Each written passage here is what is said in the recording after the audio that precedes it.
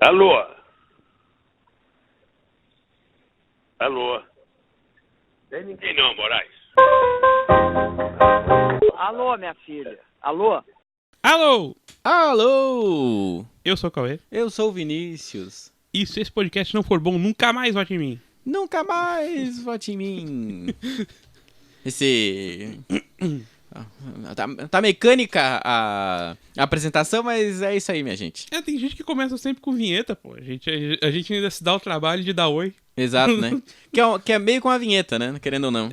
A gente faz a vinheta ao vivo. Não, Se você achou, nossa, esse aqui ficou tão igual ao outro, será que é gravado? Provavelmente não é. Não. Provavelmente a gente fez na hora mesmo e ficou igual só. Não, nenhum é gravado. Todos eles são, né? Nenhum podcast é ao vivo também, gente. Não. O que eu quero dizer é que, não no sentido de que não é gravado, todos são gravados. O que eu quero dizer é que nenhum deles não é original do programa. Ele é... Eu nunca... Não aconteceu nenhuma vez Nunca a gente usar o copiei... alô do outro dia. Não. Pode ser que aconteça, mas nunca aconteceu. Porque a gente nunca esqueceu de falar o alô, né? Inclusive já tá automático. Porra. Faz aí em alguns meses que a gente tá gravando este podcast. Não, que essa pode esquecer. Normalmente a gente esquece de fazer um negócio que agora eu lembrei, inclusive, só porque a gente falou que esquece. A gente esquece de falar das redes sociais. Muito. Mas a gente não esquece do alô. Não. A gente esquece de falar das redes sociais. A gente esquece de falar, por exemplo, pra vocês seguirem a gente no Twitter, @nãovotemim. Siga a gente no Instagram também, nunca mais vote em mim. Fiquei pensando se a gente deveria... Que a gente bota coisa no Nunca Mais Vote em Mim de vez em quando. A gente fala... Tu falou isso, eu acho que é verdade. Pode seguir a gente no Twitter também. Eu sou o Cauê P. Garcia no Twitter. Ih, rapaz, qual é a minha arroba? É Vgomes alguma coisa, não é? Não. Ah, não, esse é teu e-mail. Joguei teu e-mail na roda. Não. Mas faltou parte aí ainda. Faltou. Mais engraçado é que meu e-mail tem um número que pode parecer que é idade, mas quando eu fui fazer o bagulho, não era mais daquela idade, né? Não era nem que era aquela idade, é que, tipo... Foi o que ele sugeriu, né? E aí agora parece muito um e-mail, não ficou adulto o suficiente. Mas enfim, minha arroba é Gomes P. Vini, olha só. Porque, enfim, a gente fala mais coisa nas nossas redes sociais, apesar de a gente de vez em quando colocar coisa no Nunca Mais Vote em Mim, né? Não, é que assim, toda vez, é interessante seguir o Nunca Mais o @não vote em mim também, porque toda vez que sai episódio é tweetado lá, certo? Sim. É automático, então não tem chance de esquecer. Ele sai lá o link pro site, que daí se não tiver no Spotify ou no feed do podcast ainda, com certeza já está no site. Daí às vezes leva um tempo pra atualizar nos aplicativos e tal, mas sempre que sair programa, tá tweetado lá. Normalmente a gente dá RT também e a pessoa acaba podendo ver. Mas, né, é interessante ver lá porque isso, na pior das hipóteses, é uma notificação de que saiu o episódio. Sim. O que mostra também a nossa concentração no uso de redes sociais no Twitter, né? Que a gente usa o próprio Twitter, o nosso Twitter, não o Twitter do podcast, tanto assim. Não, e as outras... Tem o Facebook. Tem, Nunca Mais Vote em Mim no Facebook. Pode curtir lá. Também sai post toda vez que é publicado o episódio. Temos um Instagram também, não temos? Temos um Instagram, Nunca Mais Vote em Mim. A gente posta fotos. E normalmente eu posto em outro dia, inclusive pra lembrar, olha só, você não ouviu ainda. Normalmente eu não posto no mesmo dia que sai o podcast. Inclusive essa semana eu esqueci ainda, vou postar depois da gravação. Mas vamos lá. Pode ser que... De vez em quando aí, eu tô pensando em escrever botar uns stories, não da gente gravando, porque enfim, não, mas, enfim, botando algumas questões dentro do stories. Eu já compartilhei coisas também nos stories do Instagram. A gente não é pessoas de rede social, no final das contas, a gente não... Não, é que eu não uso muitos stories no meu, daí Nunca Mais Vote em Mim, realmente. Não sou blogueirinho de merda, é Fazer difícil. o quê? A gente tá no YouTube também, né? Está no YouTube, de vez em quando eu esqueço de botar no tempo. Inclusive, se você, talvez, assim, você tem mais toque que eu, não seja tão bom assim a pessoa entrar, porque do 20 vai pro 22. E nunca mais vai ser resolvido. Porque se botar o 21 agora, foda-se também. Dá pra botar. Vai ficar fora de ordem, mas enfim.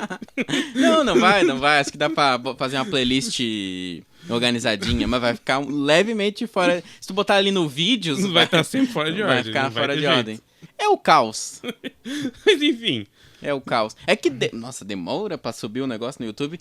E porque, enfim, é um podcast, né? Mas é mais uma nova plataforma, né? Não tem vídeo da gente falando no YouTube, é só o áudio. Quem sabe um dia. É, isso aí. Uma coisa que eu acho importante, que a gente nunca fala, mas eu quero dizer hoje, porque eu não vou esquecer, sigam a gente no Spotify. Vocês podem seguir a gente no Spotify. Vocês ouvem a gente e não seguem. Não é todo mundo, eu sei, hein? Eu tô olhando pra ti. Bem você mesmo. Eu sei que tu não é inscrito, mas tu ouve o podcast no Spotify. Então você pode se inscrever. E também vale lembrar que dá pra baixar podcast sem ter o Spotify Premium, tá? Não tem propaganda no podcast no Spotify. Isso acho que todo mundo que já ouviu o podcast no Spotify percebeu. E caso também alguém tenha dúvida, a gente não ganha nada com o podcast no Spotify. Então...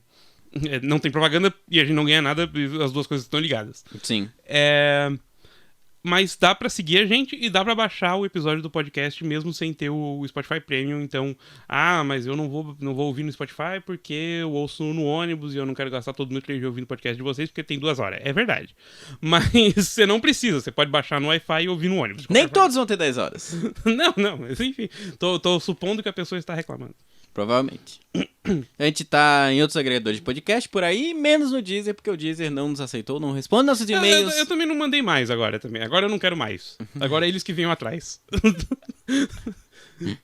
Não me quis assim. Que vai não me quis quando não tinha nem arte na capa, agora vai querer? Agora foda-se. É isso aí.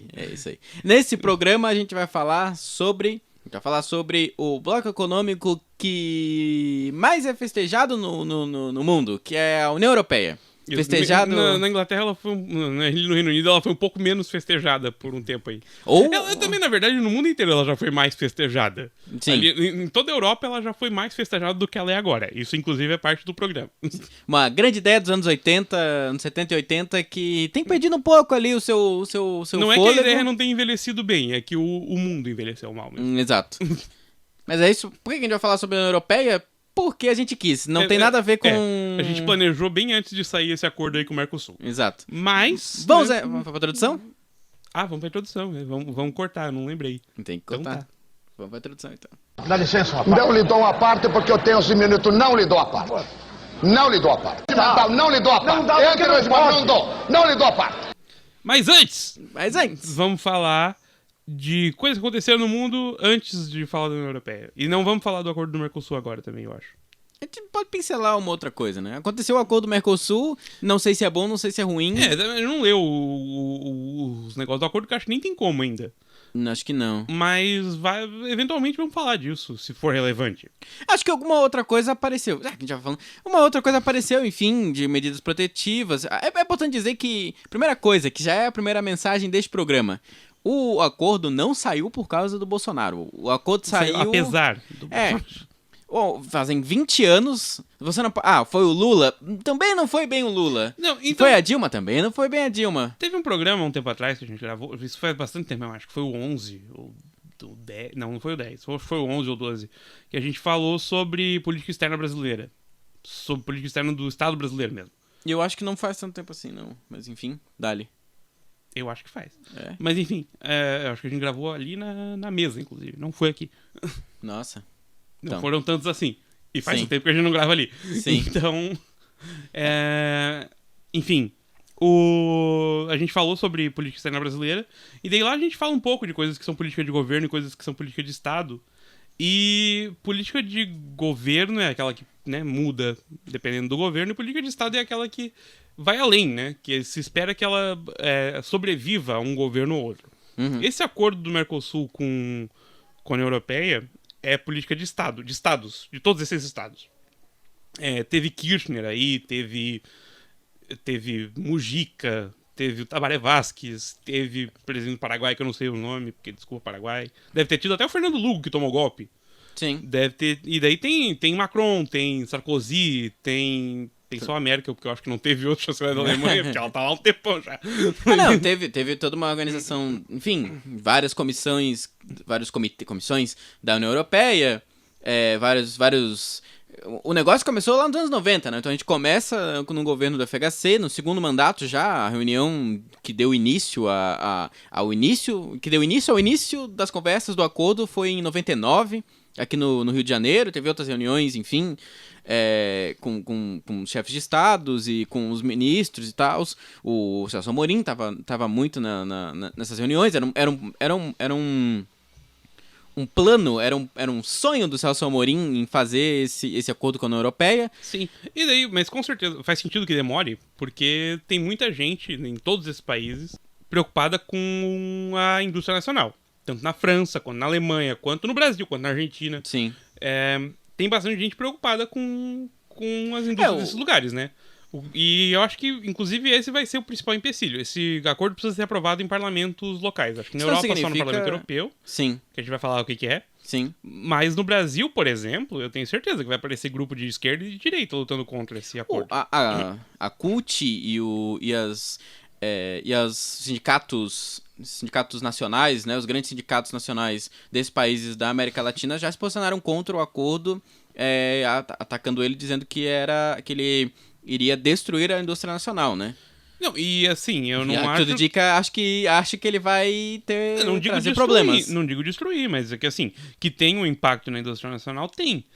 Daí tem que ver como é que vai ser esse acordo, tem quanto medida, de proteção tem ali. Tem medida protecionista para, enfim, exatamente prever esse tipo de destruição de um acordo de livre comércio de uma indústria, né? Enfim, acho que o Brasil não vai vender nióbio para nenhum desses países. Também acho que não.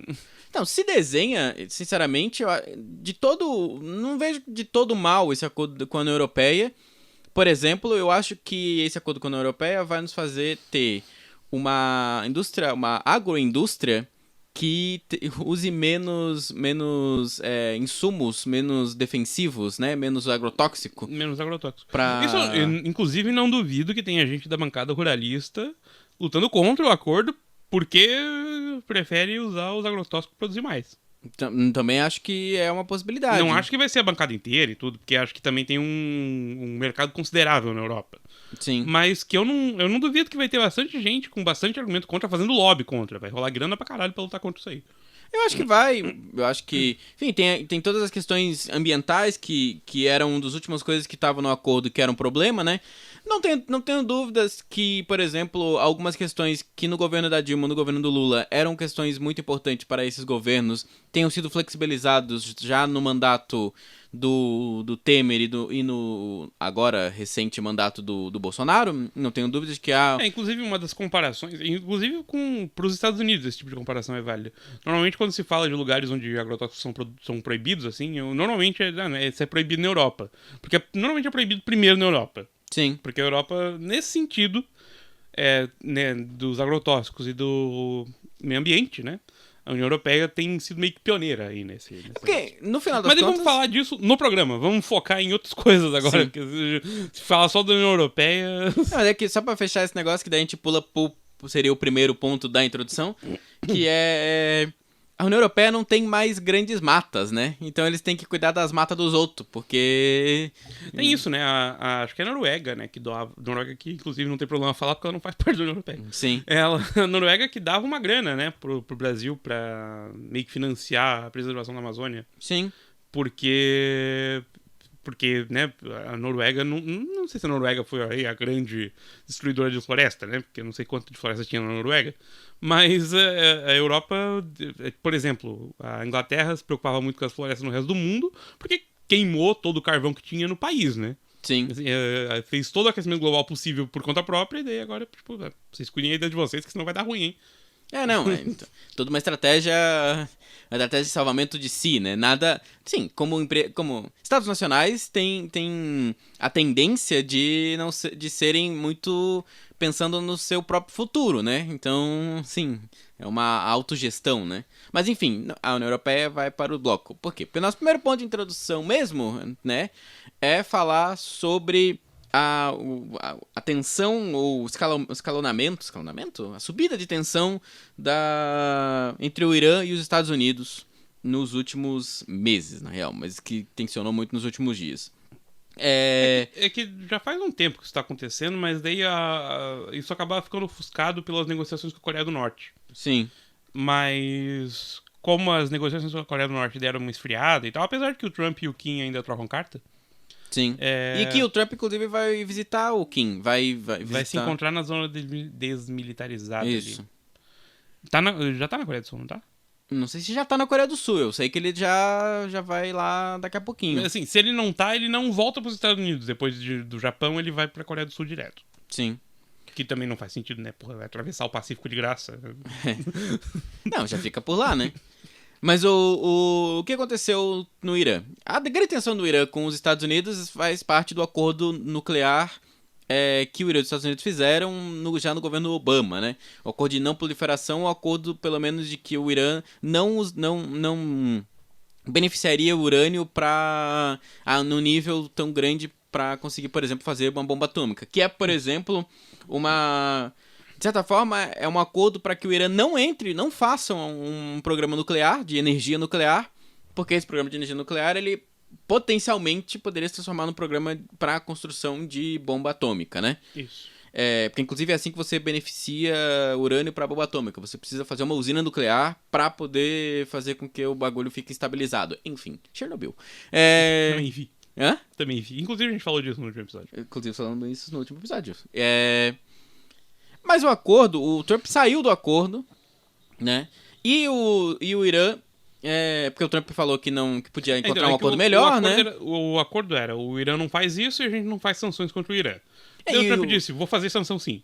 Sim, não, mas o Irã também... Tinha outra parte também nesse acordo que eu não sabia, desconheci e fui saber agora.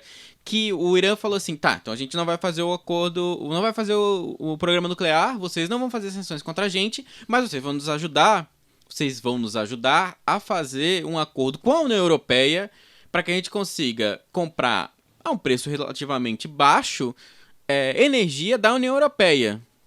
Porque a gente precisa de energia. Porque, de fato, o Irã não é um lugar com, por exemplo, uma grande potencial de energia hidráulica, por exemplo, né? Eles precisam de uma fabricação de energia como, por exemplo, a da energia nuclear, que, de fato, é uma das potências de geração de energia, né? E aí eles falaram assim, tá, então vocês não vão fazer esse acordo com a União Europeia, vocês vão fazer sanção contra a gente, beleza. Então a gente vai voltar a fazer os nossos beneficiamentos de energia. Porque a princípio, cara, eu não tenho dúvidas que na real tá numa crise energética do sentido de, tipo... isso faz bastante sentido, na verdade. Assim, eu acredito mesmo que eles tenham dificuldade de produção de energia. Sim. Não, e aí o que aconteceu? Então, assim, a gente pode falar de energia limpa, pode falar de energia eólica, energia solar, mas o Irã é um país grande, gente, assim, não é uma solução que vem de um dia pro outro, esse tipo de coisa também sai caro. Energia solar tem um grande problema, né? Que a energia solar precisa de muita água para poder resfriar os painéis. E aí você basicamente precisa de um desvio de energia, de uma quantidade tão grande de água que, tipo, a energia... a produção hidráulica, ela na real faz muito mais sentido, porque tu vai, tem um monte de lugar pra botar painel, sim, mas não é como se você não tivesse de água. Você tem que resfriar os painéis. Tem energia eólica, vento. É difícil um parque de energia eólica. É muito espaço, na verdade, precisa de muito espaço e produz muito menos, né? Sim. Pro espaço que é ocupado pra fazer o negócio, produz muito menos. Sim, então... Eu não sei também como é que se tem muito vento, eu não sei se venta muito no Irã. Eu também não sei, mas eu acho que enfim, são soluções muito ocidentais e muito de cidades ocidentais, e que a energia nuclear, na real, ela é a mais barata de todas, né? Então, é que a gente fala disso, assim, como, mas eu poderia fazer... Pô, talvez fosse possível suprir a energia da cidade de Florianópolis inteira com energia limpa. Mas a gente tá falando de um país inteiro. Sim. Com crise indústria, é outra coisa. Precisa de muita energia mesmo. O Brasil, por exemplo, não tem muito de indústria nuclear porque a gente tem um potencial hidráulico muito maior, né? Porque Sim. Senão a gente também, como outros países... Inclusive porque a gente compra o que sobra de energia do Paraguai, né? Também. O Paraguai fica com tanto da Itaipu e a gente compra de volta. Sim. Então. Mas enfim, o que aconteceu no... Eu tenho que parar de falar enfim. Tô com a raiva de falar enfim. O que aconteceu nos últimos meses, ou nas últimas semanas entre o Irã e os Estados Unidos? 4 petroleiros que passavam pelo estreito... Como é que é o nome daquela porra lá, meu Deus? É o mar Vermelho, né? É o Mar Vermelho. Entre a Arábia Saudita e... Não, eu do outro lado, então. Golfo Pérsico. Golfo Pérsico. Isso, que é onde fica o... Que é onde fica a Pérsia, que é o Irã, no caso. Exatamente, Golfo Pérsico. 4 petroleiros que passavam pelo Golfo Pérsico foram atingidos por mísseis, ao que tudo indica, quer dizer, Estados Unidos que foram atingidos por minas marítimas. Minas marítimas do Irã, inclusive tem uma imagem de um barco, que seria um barco da Marinha, Pegando, né, uma das minas não explodidas. Mas é que é engraçado que um capitão de um desses barcos falou que na realidade foi um míssil que atingiu o navio. Daí já começa a ficar esquisito, né? Pois é. E também é que ali do lado também tá rolando a guerra, a guerrinha ali, né? No Iêmen e tal. Também? Tem conflitos ali perto. Que fez, por que exemplo... é do mesmo, inclusive, porque o Iêmen... Não sei agora. Posso estar falando besteira. Não sei se é o... Não, eu acho que é Oman. Esquece, me enganei. Achei que o Iêmen ficava daquele lado do Golfo, da península. Oman. É Oman que fica daquele lado. Exato. Me confundi. Tô falando Oman. besteira, não tá tão perto assim.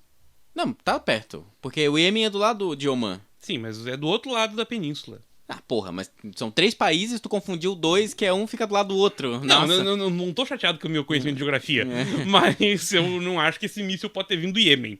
Não.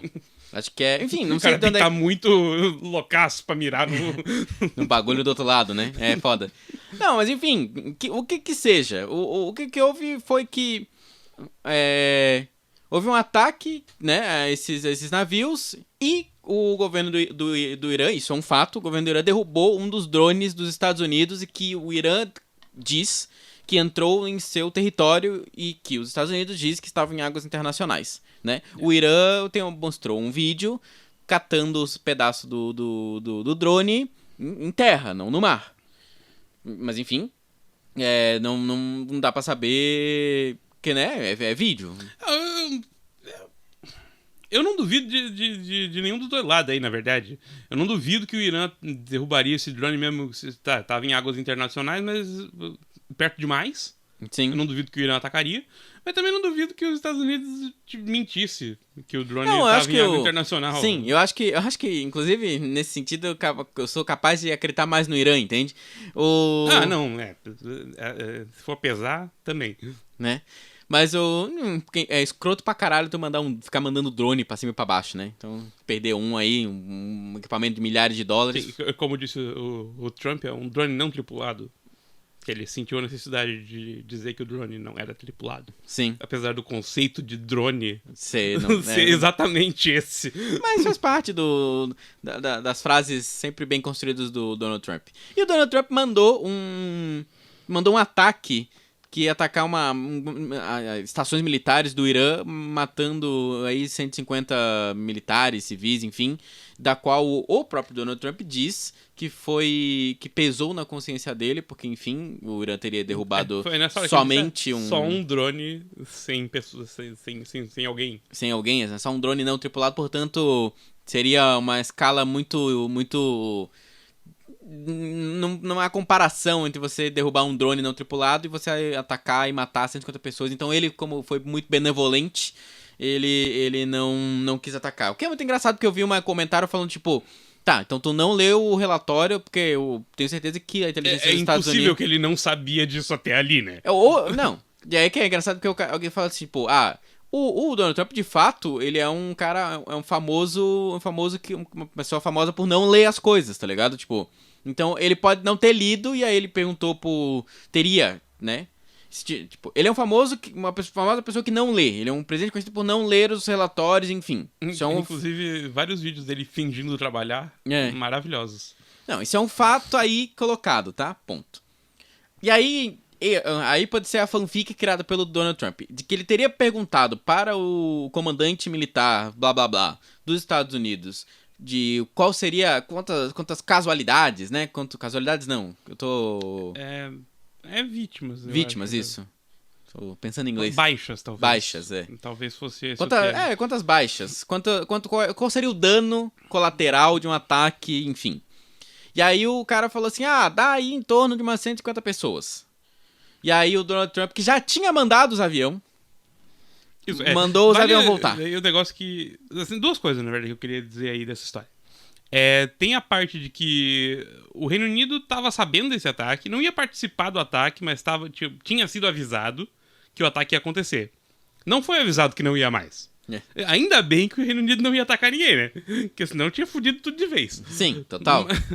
E tem outra parte que então, eu não sei onde, agora não lembro onde é que foi que eu vi, que o que pesou na consciência do Donald Trump foi o Carlson Tucker, que é um comentarista da Fox News, que falou no programa dele, eu acho, que não chegou a ligar pro Donald Trump, mas falou pra ele que seria muito difícil pros republicanos se recuperarem se o Trump fizesse isso há tão pouco tempo da eleição.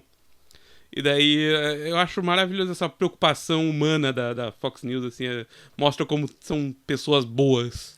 Assim, olha, eu acho melhor ele não matar 150 pessoas, que vai ser muito difícil ele se recuperar pra eleição, hein? É bem a cara da Fox News, né? Da Fox News, total. E o Tucker Carlson, inclusive, que é aquele que tem mais cara de bobo de todos eles. Não lembro da cara dele. Ele parece que usa peruca e tem cara de tanso. Ele tem realmente cara de tanso. Vou procurar depois. Vou procurar a cara dele. Mas enfim, Mas então... é que o Tucker Carlson é aquele do vídeo falando contra o sistema métrico. Puta, não lembro desse. Eu sei, tô ligado, mas eu não lembro da cara dele. Ele falando que a América, ele todo patriota falando que a América vai adotar o sistema métrico quando a gente adotar o euro. Quer dizer, nunca. Então tá, né? Bicho, ele é muito trouxa. E a casa dele arrombada deles, mas enfim. Mas um outro ponto que eu acho que é pra gente pensar um pouco é o quanto qual é a tendência do Bolsonaro numa eventual guerra dos Estados Unidos contra o Irã, numa força militar, porque inclusive o Donald Trump adora ameaçar, né? Falando assim, a minha resposta vai ser esmagadora, não sei o quê. O quanto que um certo país, presidido por um certo Jair. Um certo Jair, né? Não ficaria, assim, ó, excitado, é a palavra que eu quero usar, em poder entregar para os Estados Unidos tropas militares brasileiras para ajudar na invasão do Irã. E o quanto que os militares brasileiros iam morrer no deserto do Irã. Mas assim, talvez seja também bom, eu acho que não vai dar tempo da gente falar das outras atualidades, mas eu acho que vale a pena destacar um pouquinho mais. É que teve todo aquele negócio, os Estados Unidos mandou gente pro Afeganistão, mandou gente pro Iraque e tal. O governo do Iraque já tava meio capenga e o Saddam Hussein era um governo de minoria, tá? A ditadura, não é a ditadura do Saddam Hussein, também não tô defendendo a invasão do Iraque, mas que o governo do Saddam Hussein era uma ditadura e que ele era um governo da minoria, era. O governo já tava um tanto desestabilizado e tal, invadiram o Iraque. O Irã não. O Irã é um governo de maioria, é um estado forte, de certa forma, assim, o governo tem legitimidade com a população. Sim. E tem um exército. É de fato uma guerra contra um país bem estruturado, assim. Sim. Não bem estruturado é estranho, né? Parece que eu tô falando elogiando o Irã. Assim, puta, saneamento básico do Irã. Não. Mas assim, é um país, é um estado que tá bem construído. Ele tá forte ali nas bases dele. Não, mas não é. Mas enfim, mas não é não é uma economia tão fraca, por exemplo, porque são anos de sanção econômica que o próprio governo dos Estados Unidos diz que não surtiram o efeito que eles acharam que teria, né? Não, e o Irã o governo do Irã tem legitimidade com a própria população. E a população tá disposta, assim, ele tem todos os militares do lado dele, ele tem a maior própria população do lado dele, as pessoas estão dispostas a defender esse governo. A Rússia está pelo Irã, a China está pelo Irã, né? Então, exatamente. Assim, às vezes é um pouco difícil a gente ter essa noção, mas a Rússia não é tão longe assim do Irã. Sim. Né? Porque a Rússia atravessa o mapa inteiro, né? Sim. Mas, enfim. Não, a Rússia está pelo Irã e a China também está pelo Irã, e os dois não querem um conflito no Oriente Médio nesse nível, mais uma vez. No mais, é isso? Mas só um negocinho antes da atualização, tu viu que o Putin tava usando o próprio copo na reunião de 20? Porque ele gosta de tomar chá, né? E gosta de tomar chá e garantir que não é de polônio, né? Exatamente. É o medo de quem faz o negócio que alguém devolva pra ele, né? Sim. Devolva na mesma moeda. Mas é isso, vamos falar sobre a União Europeia, que é, inclusive, pra onde o chá de polônio, na maioria das vezes, vai. É isso aí. O homem para isso, tenha certeza, é o Pita. Ele foi meu secretário de finanças e meu braço direito. É um homem sério, preparado, trabalhador. Nele eu confio e por ele eu garanto. Veja bem, garanto tanto que peço a vocês, votem no Pita. E se ele não for um grande prefeito, nunca mais votem em mim. União Europeia. União Europeia! Tava me espreguiçando.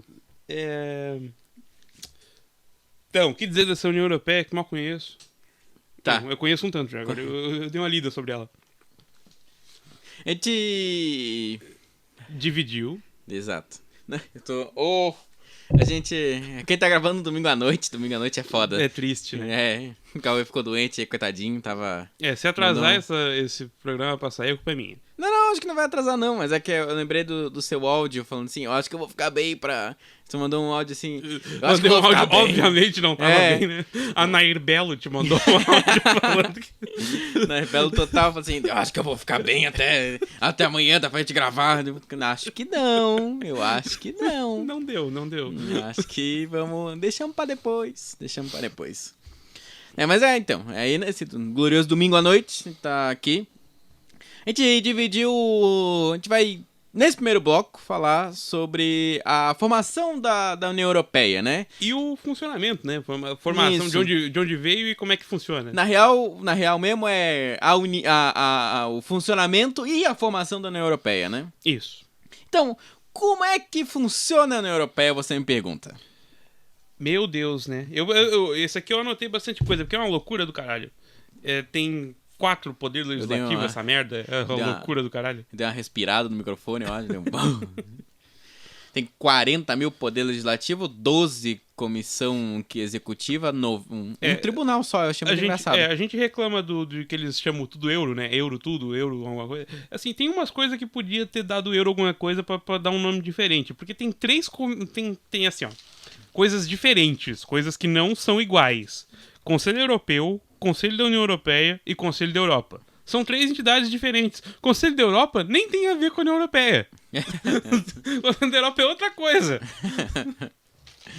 E daí assim, tem o Parlamento Europeu, que é a Câmara Baixa, que é aquele lugar para onde as pessoas são realmente eleitas e tal. Que a eleição, inclusive, aconteceu há pouquíssimo tempo atrás. Isso, a gente chegou a comentar, não comentou? Acho que não. Não. Mas enfim, a gente eventualmente vai comentar. Sim. Foram eleitas pessoas recentemente pro Parlamento Europeu e tal. Foram eleitas pessoas? Muita gente aí foi eleita, porque é 600 e tanto. Achei muito boa a informação. Foram eleitas pessoas? Porque nenhum animal se candidatou. Continua esse especismo aí no Parlamento Europeu.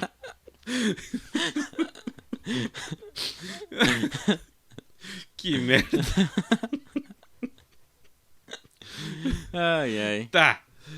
Mas enfim, foi eleito um monte de gente para o Parlamento Europeu. E bom, enfim, o pastor alemão não se... não teve ninguém. Não sei se teve, talvez se fosse o caso de procurar se não teve algum pastor alemão. Mas enfim. Começamos bem. Foram eleitas pessoas. Isso. Esse é o único órgão onde as pessoas são eleitas para isso. Sim.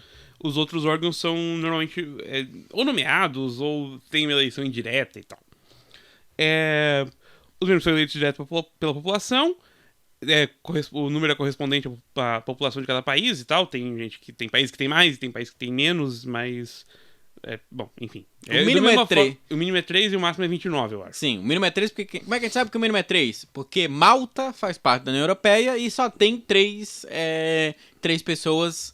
Não animais, 3 pessoas enquanto Parlamento Europeu, né? Isso aí. Já começa aqui, eu já acho que começa curioso já, porque o Parlamento Europeu não tem uma função aí meio básica dos parlamentos pelo mundo. O Parlamento Europeu não propõe lei. O Parlamento Europeu é consultivo nesse sentido, isso, né? Ele aprova ou não leis propostas pela Comissão Europeia. Comissão da União Europeia. Não, ele não é consultivo, não. Ele é de fato deliberativo, mas ele é um deliberativo estranho, porque é um deliberativo em que o parlamentar não pode... É como se todas as leis viessem do executivo. Assim, porque assim, no Brasil isso pode acontecer, né? O executivo pode... O presidente pode propor uma lei, mas ela é discutida no Congresso também. E daí, mas no caso do Parlamento Europeu, esse é o único jeito de acontecer uma lei. Só se ela vier do Executivo. Como no Brasil, o Parlamento pode fazer um decreto, né? Sim. Tem essa intersecção aí. Sim. Mas enfim, são de fato 3 poderes, né? Existe um poder legislativo, existe um que poder é dividido, né? Mas, sim. Como, enfim, né? No Brasil também é. E um poder executivo, né? O poder executivo é a Comissão Europeia, que daí sim, a sede dela é em Bruxelas e tal. Por isso que normalmente quando se fala, às vezes, né, recentemente, em notícias sobre política internacional, tem se tornado comum e aceitável usar Bruxelas como sinônimo de União Europeia. Da mesma forma que quando se vai falar do governo brasileiro, se fala Brasília, por exemplo, ou se fala Planalto. Sim. Ou se fala Washington para falar do governo dos Estados Unidos, ou se fala Paris para falar do governo da França, é aceito falar Bruxelas para falar do governo, entre aspas, da União Europeia. Sim. O presidente da União Europeia, o presidente da Comissão Europeia é o cargo mais alto da União Europeia, ele é indicado pelo Conselho da União Europeia, que é o... Mentira, não é pelo Conselho da União Europeia. Não é pelo Conselho da União Europeia, sim. Mas é ratificado pelo Parlamento. Isso, ele é ratificado pelo Parlamento Europeu. Sim. Ele é indicado pelo Conselho da União Europeia, que ele vai falar o que é, e daí precisa ser aprovado pelo Parlamento. E a União Europeia tem um Tribunal de Justiça, né? Tribunal de Justiça da União Europeia, olha só que coisa, em que o Tribunal de Justiça funciona como uma corte que uniformiza a princípio as interpretações das leis dos países, né? Para que ela não entre em choque dentro da União Europeia e disputas entre países membros, né? Entre os países membros. Mas, por exemplo, pelo que eu entendi, o Tribunal de Justiça da União Europeia, por exemplo, não entra em discussão, por exemplo, sobre um caso, sobre sei lá, homicídio, tá ligado? Tipo, um homicídio de um francês acontecido na Alemanha, tá ligado? Não vai pra lá, né? A eu corte... acho que a situação é parecida com quando foi discutido a prisão em segunda instância no STF. Eles não estavam discutindo a prisão do Lula. Sim. Mas assim, aquele caso era pertinente naquele momento por causa do Lula. Sim. Então assim, eles não estavam discutindo se o Lula tinha que ficar preso. Mas se eles votassem pela prisão, que a prisão em segunda instância não deveria acontecer, o Lula poderia ser solto. Se eles votassem, como fizeram, né? Se eles votassem a favor da prisão em segunda instância, o Lula continuaria preso. Eu acho que é mais ou menos nesse sentido, assim. Eles não votam casos específicos, eles votam interpretações de lei, de forma geral, que pode ser relevante em um momento ou outro, mas eles não vão falar daquele caso específico para julgar aquele caso. Mas, por exemplo, os tribunais superiores desses países permanecem com toda a sua força, né? Ele serve como uma espécie de, enfim, um tribunal para resolver problemas entre os países, né? Sim. Mas... Ou quando há conflito quando alguém cometeu um crime em um país, uma parada que não é crime em outro, ou algo assim, eu imagino que talvez tenha... Não digo que vai pra Corte Superior, né? Porque ela tem instâncias também. Tem instância menor da Corte Europeia também. Pode ser que não necessariamente... Também não, da mesma forma que não se reúne o STF pra falar de todo crime que comete no Brasil, né? Sim. Mas enfim, seriam os 3 poderes da União Europeia, né? Inclusive o presidente da União Europeia, nesse exato momento, é o... Luxemburguês. Hã? Luxemburguês, né? Luxemburguês, exatamente. O Jean-Claude Juncker. Isso aí. Ou Juncker. Não sei de qual é a origem dele. É que Luxemburgo fala francês, fala alemão, deve falar, sei lá, outra língua também. Pois é. Daí, não... Luxemburgo não fala... Não fala, né? Deve ter luxemburguês também, deve existir uma língua só deles. Que 40 pessoas falam. Provavelmente. Luxemburgo, inclusive, que tá querendo imigrantes. Tá faltando gente aí. Você aí que tem ascendência luxemburguesa. Eles, inclusive, eu acho que abriram bastante a escala, né? Porque tem país que fechou um pouco mais e tem país que agora tá bem aberto, tipo Luxemburgo. É porque Luxemburgo tem, assim, é um país pequeno, mas tem pouca gente que mora lá, né? Precisa de gente. Sim. É que o problema num país pequeno é que, por exemplo, o Brasil tá acontecendo isso, da pirâmide etária tá invertendo, né? O Brasil brasileiros estão tendo menos filhos. E a população tende a diminuir. Tende a parar de crescer, pelo menos, e eventualmente diminuir. E Luxemburgo, assim, mas o Brasil tem 200 milhões de pessoas, né? Até falta de população ser um problema sério, assim, ainda vai um tempo. Luxemburgo, não, né? Tem bem menos gente, assim, não sei quantos habitantes tem Luxemburgo, mas pouco. É uma cidade um pouco mais, né? Pois é. Eu imagino que a cidade de São Paulo tenha mais gente. Provavelmente. Mas eu não sei, também não pesquisei. Mas enfim, o problema da falta de gente em Luxemburgo pode ser um problema sério. Mas enfim, Para Luxemburgo, né? O Parlamento Europeu, por exemplo, fica em Estrasburgo, que é uma cidade também muito importante para resolver, uma cidade símbolo de conflitos da União Europeia, que a gente vai falar mais pra frente. Já foi escrito em alemão e em francês, né? Também. Que fica na Alsácia-Lorena. Isso, que é uma região conflituosa da Europa, né? A Alsácia-Lorena eu fico tranquilo de dizer que mesmo que a pessoa que não estudou história, pelo menos essa parte ela deve lembrar, pô. Porque a Alsácia-Lorena ali foi ali que deu ruim. Se a pessoa não prestou atenção em nada na história, em história na aula, eu acho que pelo menos isso ela deve lembrar. Não sei. Mas enfim, quer falar agora sobre a Alsácia-Lorena ou a gente fala depois? Pode ser depois também. Tá bom. Mas enfim, como é que, dada a forma como a União Europeia se montou, né? Essa forma de como se fosse um Estado-nação, né? Que tem os governos independentes. Quantos governos independentes eles têm? 28 membros da União Europeia, que são estados independentes, mas que fazem parte, enfim, vocês entenderam, né? Isso aí. O que consiste a União Europeia? Ele é um bloco econômico de livre comércio, mas não é só isso. Ele começa muito assim e evolui para algo muito além. Tanto que existe o Conselho Europeu, que é a união, a reunião dos chefes de Estado desses países, desses 28 Estados-membros. Sim. Que não tem nenhum papel institucional na União Europeia. Eles não definem nada, eles não decidem nada. Não são eles que indicam o presidente da Comissão Europeia. Eles basicamente ditam os rumos políticos da União Europeia. Eles servem para definir a posição política da União Europeia no mundo. Sim. Que de certa forma... Mas será que todos os membros da União Europeia estão no Conselho da União Europeia? No Conselho Europeu, sim, todos os 28. No Conselho Europeu, sim. E no Conselho da União Europeia também. Mas não tem mais gente, por exemplo, daqueles que não estão na União Europeia e que estão no Conselho Europeu? Pode ser, tipo, membro observador, sei lá. Não. Isso é o Conselho da Europa. Tá. O Conselho da Europa é aquela outra instituição que nem tem a ver com a União Europeia, que tem gente pra caralho, até a Rússia tá lá. Tá. O Conselho da Europa, então, faz parte de todos... O Conselho da Europa, assim, dos Urais pra cá, tá valendo tudo. O Conselho da Europa fazem parte, então, todos os países que... pedaço ou não pedaço... que a gente esquece que tá na Europa, tipo Azerbaijão... Sim. Que fica pra cá dos Urais e tal. Turquia faz parte do Conselho da Europa, tem muita gente mesmo. Tá. Conselho da Europa, Conselho Europeu... que, por exemplo, o Conselho da Europa tem inclusive os dois notórios membros faltantes ali, né? Quando tu olha pro mapa da Europa, só tem dois que tu vai se surpreender que não fazem parte da União Europeia. A Suíça, que na real não surpreende tanta gente assim, e a Noruega. A Noruega achei que era, a Noruega não é não. A Noruega nunca entrou. Foi também uma surpresa pra mim. Uma surpresa também que o fato de que o governo da Noruega tentou entrar na União Europeia, lançando 2 plebiscitos para a sua população, para que votasse a entrada ou não na União Europeia, e... Tal qual o Brexit, eles votaram em não entrar na União Europeia, que no caso do Brexit foi para sair da União Europeia, né? Isso, e daí rola muito uma campanha na Noruega, porque a Noruega, eu não sei se ainda faz tanto assim, mas a caça às baleias na Noruega é uma atividade lucrativa. E, de certa forma, cultural. Apesar de que eu acho que rola uma desculpa ali, é cultural, pra poder continuar caçando as baleias. E daí na União Europeia não pode caçar baleia, né? Que de fato não deve ter muita coisa pra se fazer numa região ali da Noruega, né? Mas porra, caçar baleia é uma parada que dá trabalho, tá ligado?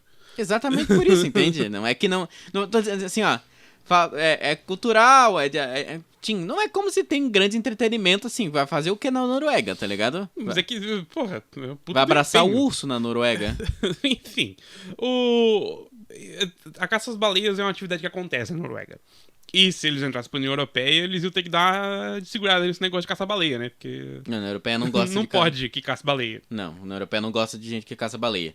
Mas não entrou, mas faz parte da região do Chega, que eu cheguei. Chega mais. Chega mais. Que é a galera que pode entrar sem passaporte. Exato. Que a Suíça também faz parte, a Noruega faz parte. Mas daí não é todo mundo que faz parte da comissão do Conselho da Europa que faz parte da área Schengen. Sim. Porque a área Schengen já é um tanto reduzida.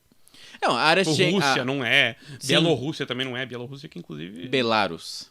Belarus. Foi o que o povo de Belarus decidiu para seu nome. Teve um plebiscito? Deve ter tido, né? Não sei. Alguma... Ou pelo menos os representantes do povo de Belarus... Deve ser, porque Rússia vem de Rus. Então Belarus deve ser o Rus de outra coisa, Rus de outro lugar. Na real, acho que não, porque tudo veio do Rus de Kiev, que nem fica na Rússia mais. Então... então. Mas enfim... Desviada bonita, né? Mas a Ucrânia também é na Europa, então tá tudo valendo. Enfim, foi o que o povo, como eu disse, foi o que o povo de Belarus quis para si mesmo. Foi a autodeterminação do povo de Belarus. Mas a região do Chega, ela é... Eu lembrei do negócio. Bandeira de Belarus é bem legal. Enfim. Essa informação que você tem aí. Eu acho ela interessante. Depois, enfim, foda-se. A região do Chega... Vai chegar? Vamos lá. Mas, de certa forma, é um pouco dessa construção, né? Dessa formação do que vai ser, do que quer ser a União Europeia, né? Então, quanto bloco político, econômico e cultural da União Europeia. Mas qual é o gênese, né? Qual é o faça-se à luz da União Europeia? De certa forma, a União Europeia começa num bloco econômico chamado do Benelux, né? Que é o bloco econômico de... Que em português de Portugal faz sentido, mas no Brasil fica esquisito porque é Bélgica, Holanda e Luxemburgo. Sim. É que ne vem de Netherlands. Sim, sim. Ou então em português de Portugal é Neerlândia. Que, olha só. Que... Tá. Ainda bem que são eles que ficam na Europa, né? E daí Sim. pra eles fez sentido e a gente não questionou. Eu também não sei por que diabo... Porque, inclusive, no inglês, acho que no deles também é Netherlands e por que a gente chama ele de... Então, eu realmente acho confuso, porque existe Países Baixos também. Mas daí a gente nunca fala Países Baixos, a gente se refere como Holanda, mas Holanda é uma região dos Países Baixos. Daí... Enfim. Se pá, era melhor ter ficado com Neerlândia. Pode ser. Mas enfim, os três ali daquela região que é juntinha, né? Que é abraçadinha. E os três países relativamente pequenos, né? Sim, que logo em cima da... relativamente pequenos pra Europa. Então, pro Brasil, eles são realmente muito pequenos. Sim. A Holanda acho que tem o tamanho de Sergipe, se eu não me engano. É um bagulho bem pequeno. E Sergipe não é um dos maiores estados brasileiros, né? É o menor estado brasileiro. Não, é o segundo menor estado brasileiro. Mas a região que fica, de certa forma... de certa forma, não. Fica logo ao norte da França, né? Entre a França e a Alemanha ali. É o desvio que o Hitler fez. Exatamente. Eu falo, gritar exatamente fora do microfone. É o desvio que o Hitler fez ali pra invadir a França. E aí, esses primeiros, essa proto-União Europeia, né? Que a gente poderia chamar assim, ela se uniu em 1952 à Alemanha Ocidental, à Itália e à França para fundar como é que é o nome dessa porra? SECA. A Comunidade SECA. Europeia do Carvão e do Aço. Exatamente, para poder fazer um acordo de livre comércio para vender carvão e aço. Como o nome sugere. E ferro. Isso é porque eram recursos estratégicos e tal, enfim... aí já rolava uma vontade, já nessa época, de que não desse merda de novo. Sim. É que 52, a guerra foi ontem, né? E assim, vamos, recursos estratégicos, a Alemanha não tem tal coisa, né? Enfim, vamos tentar fazer todo mundo sobreviver sem precisar se matar? Vamos tentar então. Era ainda um auge do auge da Guerra Fria, né? Então... Sim, era importante que funcionasse. Era o final da guerra, da Segunda Guerra Mundial, 52 ainda, a guerra acabou em 45, eram 7 anos do final da Segunda Guerra Mundial, em uma Europa que estava em reconstrução, ainda né? Se reconstruindo, pois é. Sim. Né? E uma União Soviética, um perigo vermelho, né?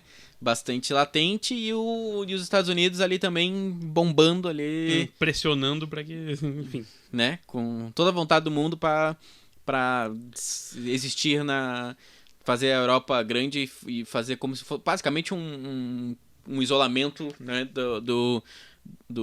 da força da União Soviética. Mas, enfim, a gente falou desse início, né? Tem muito a ver com o que aconteceu na Primeira, na Segunda e na Guerra Franco-Prussiana, né?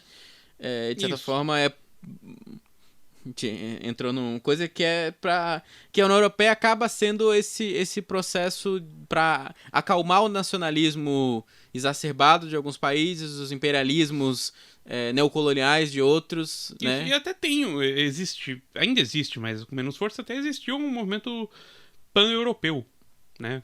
Já tem uma bandeirinha e tal. Que era meio que a ideia de federalizar, de transformar a Europa num país. Sim.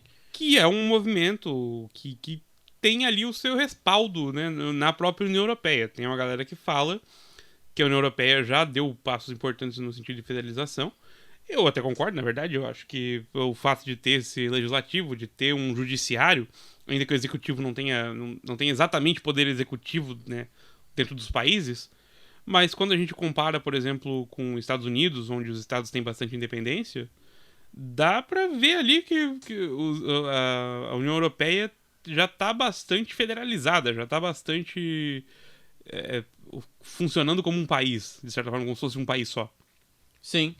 A única coisa que eu fico me perguntando é que tipo de governo, que tipo de executivo a União Europeia vai fazer, né? Porque a França é presidencialismo, o Reino Unido, que não faz mais parte da União Europeia, mas, enfim, é um governo forte da Europa, é um parlamentarismo, e a Alemanha, que é um parlamentarismo também, né? Chanceler. Com o chanceler que tem um presidente, né? A princípio, os então dois é presidencialismo. Hã? Então é presidencialismo. É, o presidencialismo parlamentarista, né? Semi-presidencialismo. Nesse sentido, mas semi-presidencialismo. Então, provavelmente, o quê? Tirando o Reino Unido, que saiu, né? Que está saindo, na real. Tá saindo. Mas, assim, pra fins da discussão, assim, eu já duvidei muito do Brexit, mas eu acho que a essa altura ele é inevitável. Não, vai acontecer. Vai acontecer para daqui a 10 anos eles voltarem, não duvido. Mas enfim, que tipo de federalização vai acontecer? Eu acho que, sinceramente, o Reino Unido nunca se federalizaria para fazer parte da União Europeia. Não, eu também acho que Mas assim, exatamente porque o Reino Unido nunca entrou em todos os aspectos, né? Nunca adotou o euro. Sim. Que é um ponto que a gente também... Mas aceita o euro, né? Porque eu acho que a Dinamarca também, que é outro que não aceitou o euro, sabe Deus por quê? Também, mesmo que não aceite o euro... Não aderiu, mas usa, né? É usado no dia a dia. Aceito, a princípio. Se você quiser comprar E tem a Suécia, né? É a Suécia que dá o drible na rapaziada, fala que vou fazer daqui a pouco. Semana que vem. Vamos marcar. Mas a Itália, que tá aí desde o começo, a Itália levou anos também pra adotar. É lira? Era lira, e era uma loucura do caralho. Era as cotação completamente diferente. Porque assim, a cotação do euro quando ele foi criado era basicamente a cotação do marco alemão, né? A economia mais forte e tal, foram reguladas as outras moedas pra que atingisse o marco alemão e nivelar por ali, né? Sim. Era a moeda mais forte na época da criação do euro. E daí a lira italiana não era nem de perto, assim, estava longe de ser a mais forte. E a lira italiana, inclusive, era uma daquelas que não tinha divisão, sabe?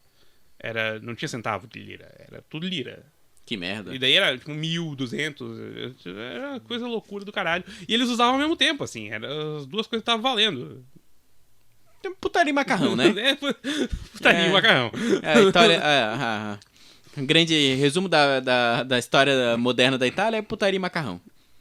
Não, de certa forma, a ideia era pra acalmar... A Itália tá fora desse negócio, porque é pra acalmar a disputa econômica, política, neocolonialista, enfim, expansionista. Pra aplacar a ânsia de crescer da Alemanha, né?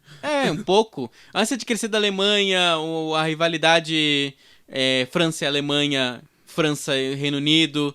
É pra aplacar também, acalmar a coisa, assim, né? Desse sentido muito independentista do Reino Unido, né? De sempre, tipo, se sentir como a locomotiva da Europa e tal, e que, enfim, continua ainda muito forte, né? Da Europa, é o São Paulo da Europa. Mas tem aquela coisa na cabeça deles, né? Então, e que... Alucinações e alucinações de um continente europeu que é bastante fragmentado. Mas que, entrando já para... Estamos em 24 minutos, para entrar já no finalzinho do bloco, que é pra gente falar que no final das contas a União Europeia ela não é só um bloco econômico de livre comércio só e somente, né? Ela tenta unir nesses vários países, várias políticas comuns a esses países ou forçando alguns países a fazer esse tipo de política, né? Sim. Tipo, enfim, parcerias que são, por exemplo, parcerias tecnológicas, né? Como, por exemplo, o projeto Galileu, que é o projeto de geoprocessamento, ou seja, do GPS. Até aqui o GPS da União Europeia, para que ela consiga fugir e escapar do GPS norte-americano, que, enfim, tem que pagar aluguel, talvez, né? Deve ser, não sei. Talvez seja a ideia do uso militar, né? Pra Provavelmente. eles, porque comercial não sei se faz tanta diferença, mas... Acho que, não, então mas enfim, porque... Inclusive recentemente, porque vários líderes europeus já deram essa, assim, a entender que não acreditam mais que seja possível confiar nos Estados Unidos, né? Não dá pra depender dos Estados Unidos. A Merkel já falou isso, o Macron já falou isso. Sim. Então, assim, é melhor a ideia da Europa depender dela mesma, tipo, vamos ficar a gente aqui, né? Vamos ser amiguinho e tentar resolver nossos problemas entre a gente e não depender dos outros, né? Sim, porque a princípio os dois partidos, os dois países que elegeram partidos que são de centro estão vendo a disputa nos Estados Unidos como bastante bastante ideológica, né? Bastante dicotômica, assim. É uma guerra muito forte, porque tanto os republicanos foram mais à direita, quanto os democratas foram bem mais à esquerda, né? Sim. Tanto que agora tem mais de um candidato se dizendo socialista. Sim. Enfim, e todo um congresso que foi bastante progressista. Alguns, inclusive, bem de esquerda, assim. Social-democracia, obviamente, mas... É socialista no jeitinho americano, né? Que é, assim... É porque o socialismo europeu, não sei o que o pessoal tá esperando, né? Socialismo europeu também é do mesmo jeito, na real. O Partido Socialista Brasileiro também não é... nunca foi aquele... brasileiro nem de esquerda né? Nunca foi aquele poço de revolucionário, né? O socialismo não é revolucionário, necessariamente, né? Não, enfim, Mas um bloco que tem trocas, por exemplo, no programa Erasmus, que é um programa de mobilidade acadêmica, você tem uma efetiva articulação de transportes ferroviários, rodoviários. Porque a partir do momento que não existem mais essas fronteiras, né, duras, que as fronteiras são flexíveis, que a pessoa pode atravessar, fica muito mais fácil tu investir em infraestrutura como região, né, como continente. Sim. E efetivamente uma das maiores legislações sobre emissões de CO2 do mundo, né? A União Europeia, por exemplo, com essa mudança das leis, ela força as montadoras europeias? Montadoras europeias. Peraí. Ela força as montadoras europeias a produzir pesquisa para fazer um carro híbrido ou um carro elétrico, né? Que é, inclusive, um futuro que tanto as montadoras europeias quanto as montadoras americanas, japonesas, coreanas, enfim, estão partindo, né? Isso. Construir... Talvez agora as montadoras europeias vendam um carro com emissão alta pro Brasil, né? Mas enfim. Mas eu acho que como a União Europeia colocou questões com relação ao CO2 dentro do acordo, duvido que permitam? Então... Acho difícil. Então tá tranquilo pra nós. Porque pra algumas coisas... tá tranquilo pra nós no sentido de que vai ter carro emitindo menos, né? Mas o problema é que esses carros aparentemente não são produzidos no Brasil, né? Então tem esse problema aí. Também tem esse grande problema aí. Mas é um bloco que tenta ser mais... tenta ser menos econômico e mais político e social, né? Sim. Até tenho uma ideia, assim, até dentro da própria União Europeia, de quem é crítico à União Europeia, que a gente vai falar um pouco mais no próximo bloco, tem a ideia de alguns princípios que aparentemente são da União Europeia, né? A questão do ambientalismo é o que tem se destacado mais recentemente, né? Porque são governos... Assim, porque é o que converge a maioria dos governos da União Europeia. Mas ainda assim não todos, né? Mas enfim, isso é o que tem aparecido com mais destaque no mundo, assim. Como se fosse um princípio europeu, ou princípio da União Europeia, pelo menos, de defender a preservação do meio ambiente. e diminuição de emissão de gases, sei lá, de CO2. Sim. São euro 30 minutos. São 30 euro minutos. 30 euro minutos. Então, acho que vamos pro próximo Eurobloco. Vamos então. Vamos euro virar o Eurobloco. Isso aí. Eurovinheta.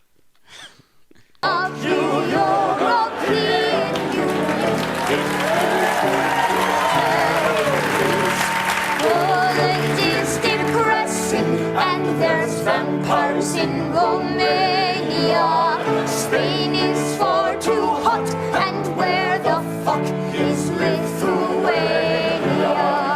To be fair, Slovenia is lovely. We're only kidding, it sucks too. But we must admit, without these countries, we'd be really screwed. Fuck the European Union, even though we must admit we would all be batshit crazy if we vote for leaving it. Então, quais são os Eurodesafios? E agora, meu Euroamigo? E agora, meu Euroamigo? Vamos pensar sobre os nossos Eurodesafios. Isso aí. Quer dizer, não é nosso, porque a gente faz parte do Mercosul. Isso, é. Os Eurodesafios dos europeus. Isso.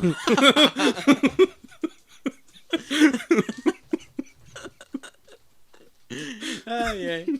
Que idiota. Enfim. Ai, ai.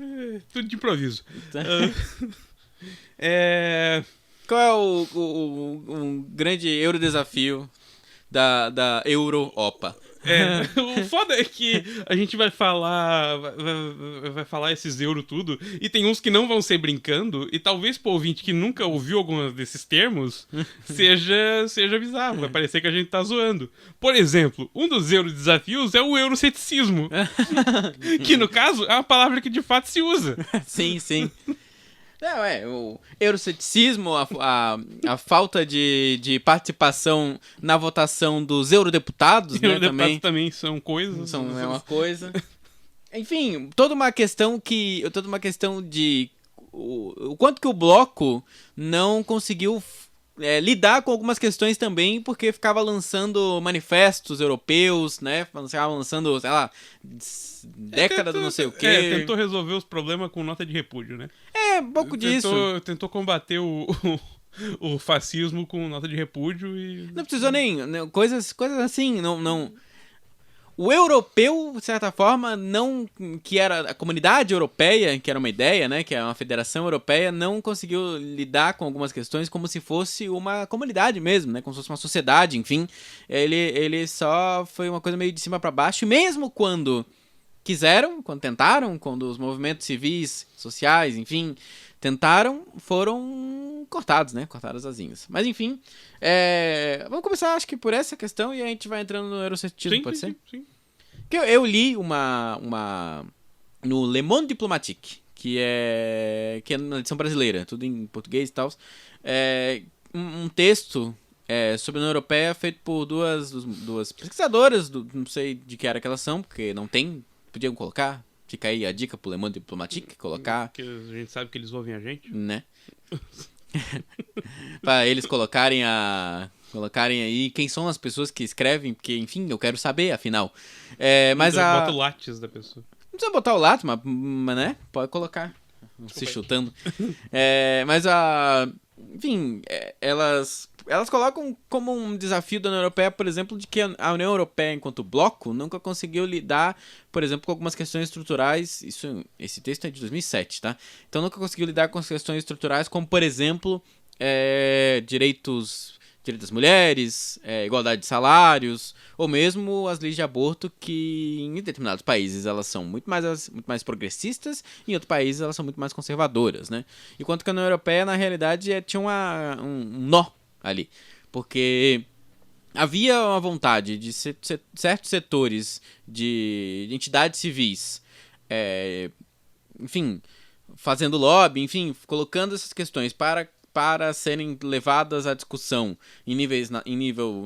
nas comunidades, enfim, em nível nacional, e tentando ultrapassar isso para o nível europeu, para que a própria União Europeia, enquanto política de Estado, fizesse alguma coisa nesse sentido, né? Por exemplo, na igualdade de salários, Sim. né? Em todos os países da União Europeia. Em 2007, antes de estourar a crise. E a coisa não aconteceu. Estourou a crise. Mesmo que a União Europeia já estava. Que já não era. Que no auge de uma União Europeia já não lidou. No segundo tempo, quando estava lá tentando acabar com a vida dos gregos, já não quis lidar menos ainda com isso. E agora com o euroceticismo, né? A própria existência da União Europeia já tem um grande problema. Mas, ou seja, de certa forma, o que eu quero dizer com isso é que... Mas apesar disso, é interessante talvez lembrar que foi mais ou menos nessa época, ali por 2007, que rolou a tentativa de fazer uma Constituição. Sim. Rolou a maior tentativa de fato federalizar a União Europeia, ou dar o maior passo até então para a federalização da União Europeia, que era fazer uma Constituição Europeia.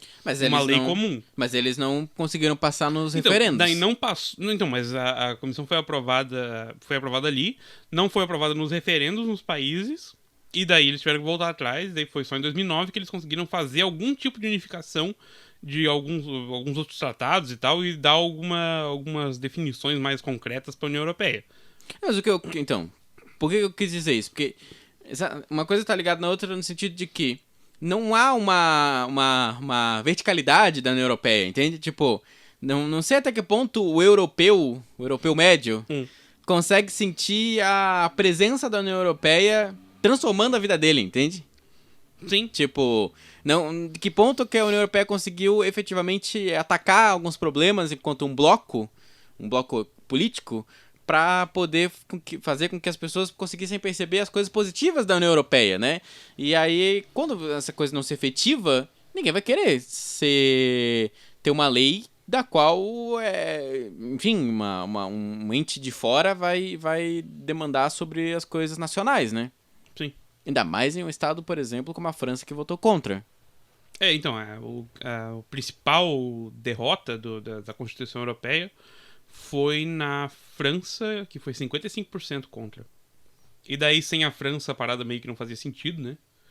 E, na verdade, a parada só fazia sentido se todo mundo que tava na União Europeia aceitasse, né? Porque daí não dá pra dizer assim, essa lei aqui vale, tipo, em todos os estados, menos em Sergipe. Sim. Não dá pra... Mas alguns estados já, provavelmente, já de início, não se colocariam, né? Não, então, o Reino Unido tinha previsto um plebiscito também, mas daí, quando a França recusou, eles então nem vamos fazer. Daí fizeram outro, né? Fizeram outro uns tempos depois aí. Fizeram outro que era mais fácil. Então. Mas o grande problema, talvez, da União Europeia enquanto um bloco político que quer ser mais do que um bloco econômico, né? Enquanto uma federação, uma comunidade europeia, é os nacionalismos, né? Sim. Que é ligado bastante, né? Nas últimas eleições a gente tem visto, está bastante conectado com o euroceticismo. Sim. Que os ditos eurocéticos, né, que são aqueles políticos e partidos que não acreditam na União Europeia, ou cético nesse sentido, de não acreditar, e no caso de ser contrário. Assim, alguns casos contrários a ponto de advogar a saída da União Europeia, e outros casos contrários no sentido de não gosto dos rumos e tal. Tipo o Salvini, que não tomou nenhuma posição pra sair da União Europeia, pra tirar a Itália da União Europeia, até porque a Itália é muito mais carregada do que carrega, né? Sim. Mas... apesar dos italianos acreditarem que não? Não, eu não acho nem que os italianos acreditam que não. Acho que os italianos só são preconceituosos e queriam que parasse de chegar gente lá. Não, com certeza. Eu acho mas é que o governo o problema é que se deixar de chegar gente, deixa de chegar dinheiro e a gente não tem como ficar sem esse dinheiro. O que eu digo que eles acreditam é porque o governo do Salvini... Eu tenho certeza que o cidadão médio italiano acredita, sim, que ele tem como sobreviver sem a União Europeia. Porque o Salvini faz esse tipo de propaganda que ele é bem parecido com o Bolsonaro. E o italiano consegue ser bem parecido com o brasileiro, nesse sentido. De que ele fica dizendo que não, a gente vai conseguir sobreviver, sim, pode deixar, nossa indústria é forte, não sei o quê. Vamos ficar vendendo aí, sei lá, Fiat Uno pra tudo que é lugar. Vamos vender bijuteria de macarrão, sei lá. Vamos vender Alfa Romeo, essas coisas assim. né? Eles têm essa certa insanidade, né? Tipo, nossa indústria é forte. Sim, porque vocês vendem Ferrari e Lamborghini, não significa que o resto do mundo tá aí olhando pra vocês com a cara de tipo, nossa, tá todo mundo usando Ferrari. Que todos sai na rua só vê Ferrari mesmo. Né? Tipo... Não, calma aí, cara. Calma, foguentinha. Enfim, Tem uma... o nacionalismo europeu, ele tá com... Sempre foi xenofóbico, né? sim, os nacionalismos, acho melhor dizer, né? Porque tem um nacionalismo europeu que é o de federalização da União Europeia. Não, os nacionalismos europeus, Porque eles têm essas especificidades deles também. Os nacionalismos da União Europeia, né? É que a gente não tá falando... Eles estão em alta mesmo em países em volta que não são da União Europeia, mas a gente tá falando da União Europeia especificamente. Mas mesmo ali, por exemplo... A gente tinha dito, acho que é interessante pegar aquela questão que tu tinha falado, de que passou muito essa impressão em alguns momentos aí de história recente, de que a União Europeia era algo de esquerda, ou de que os governos da União Europeia, os governos europeus eram de esquerda. E no geral, não. Mas não mesmo. No geral, não, assim, tipo, tirando um ou outro trabalhista no Reino Unido, que daí até pode ser, mas o Reino Unido tava sempre aquele jeitão meio fora da União Europeia. Mas, o Reino Unido não é, mas o Reino Unido mesmo não é exemplo de esquerda. O exemplo de esquerda mais forte da Europa é a França do François Mitterrand, porque ele sim era do Partido Socialista e que venceu um governo de centro numa coligação de esquerda, de fato. Mas por exemplo, os Tories não, o Labour só ganhou com o Tony Blair, que era Labour, mas era Labour no detalhe. Ele era Labour do novo Labour. Nem dava pra... Olhando, nem dizia. Ele era novo Labour, ele era um neoliberal, ele era da terceira via, ele era o Fernando Henrique Cardoso, ele era, sei lá, social-democracia britânica. Sim. Mas enfim, o Macron... É porque o problema é que a nossa régua tá errada, né? Nossa bússola tá desregulada. Daí a gente olha assim pro nosso presidente, daí tipo, o Macron tá bem mais à esquerda que o Bolsonaro. Tá, né? Mas não é difícil, porra. Sim. A Merkel não é de esquerda, gente. Nunca foi. A Merkel não é de esquerda, inclusive a esquerda é oposição a ela na Alemanha. Sim, ela é do partido Democrata Cristão, eu acho. Enfim, a democracia cristã do ei, Mael, é muito forte na Europa.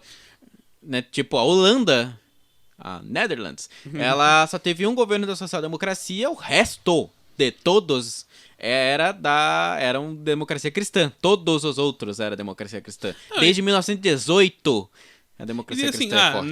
Na Espanha, agora a esquerda ganhou com mais força nas eleições espanholas. É maconha e cristianismo lá, né? Mas a Espanha não é padrão pra União Europeia. Assim, Espanha, Portugal...